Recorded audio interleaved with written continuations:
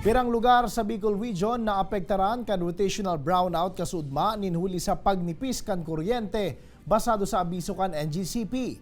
Epekto kan nagwawarawarang kuryente asin pagirumdum kan Casureco 2 sa mga konsumidor.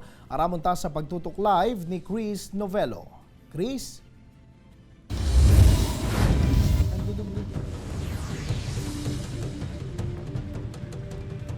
Jesse, pasado maalas 2 kasuudma kan biglang nawaran ng kuryente an 80% kan mga lugar di sa Naga City kay bahanan tulupang lugar sa area coverage kan Casureco 2 an kausa an pagnipis sa supply ng kuryente sa Luzon Grid susugyan sa NGCP.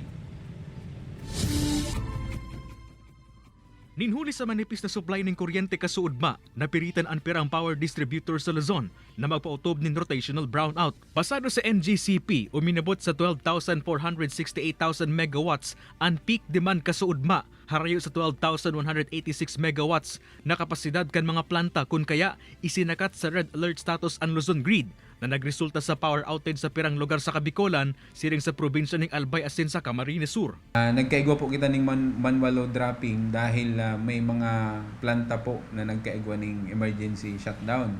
Nakabali po ang satuyang kooperatiba na kung saan nagkakapera pong banwaan and sarong syudad ang apektado. Uminabot sa 4 na lugar na sakop kan kooperatiba ang naapektuhan kan haros lampas tuwang oras na brownout kasuudma.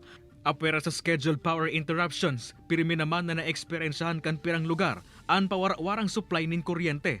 Saro sa labing naapektaran kaini ang water refilling station na ini sa Barangay Del Rosario. Nag-delay yung deliveries. So yung mga sobrang init pa naman. Ang residente man kan Barangay Concepcion Pequeña na si Nanay Veronica, inabutan kan news team na nagpapaypay sa tindikan init. Dahil ka, siyempre komportable kang araw kaya na brown out, inot na inot.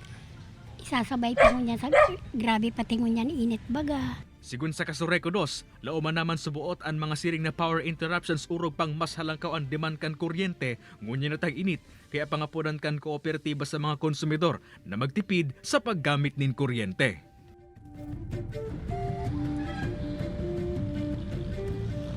Jesse, pasado maalas 4 na kasuudma ka na ibalik ang supply nin kuryente sa mga lugar na naunang bitan.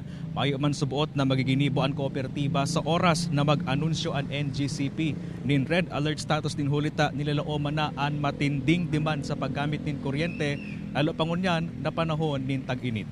Jesse. Jos Mabalos, Chris.